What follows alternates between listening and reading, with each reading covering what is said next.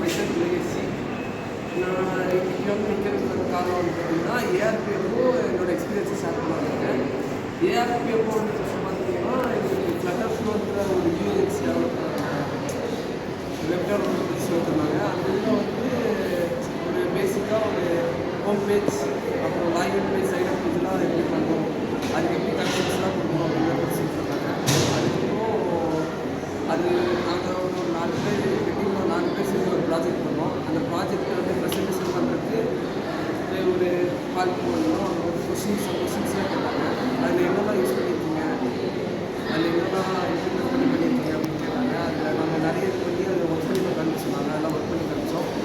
அதுக்கப்புறம் யாரெல்லாம் சப்போர்ட் பண்ணாங்க ஒர்க் பண்ணுற டீம்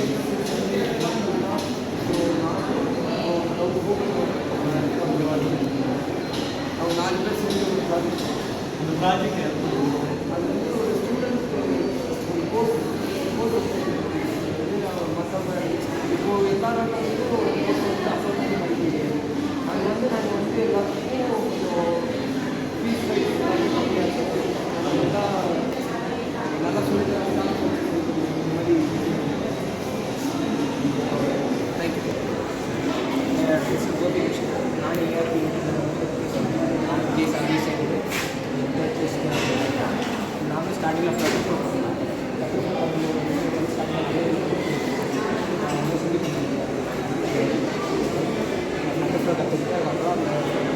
ஆப்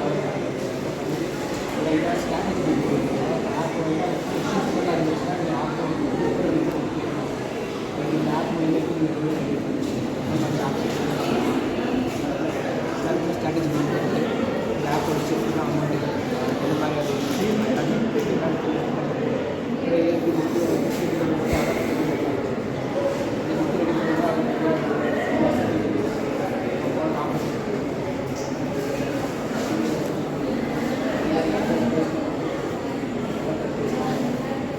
நீங்கள் ஏஆர்பிக்கு செலக்ட் ஆனதுக்கப்புறம் என்னென்னலாம் சொன்னாங்க டிவி சர்வீஸ் பண்ணி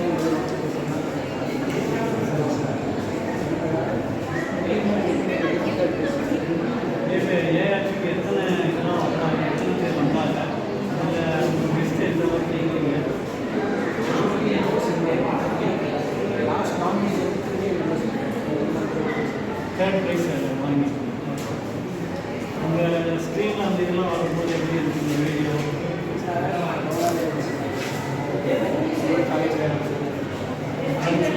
யூஸ் பண்ணுவாங்க.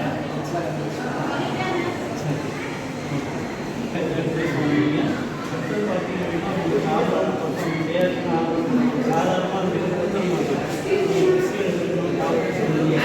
நிறைய காலேஜ் போய் காலேஜெல்லாம் பண்ணுறாங்க. ஸோ எவ்வளோ மாதிரியே நீங்களும் நிறைய காலேஜெல்லாம் போய் கலந்துருங்க.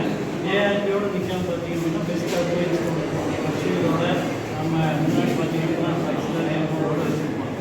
ஏன் அப்படின்னு பார்த்தீங்கன்னா நான் படிக்கும்போது இந்த மாதிரியான பெரிய ஸ்கீம் இல்லை.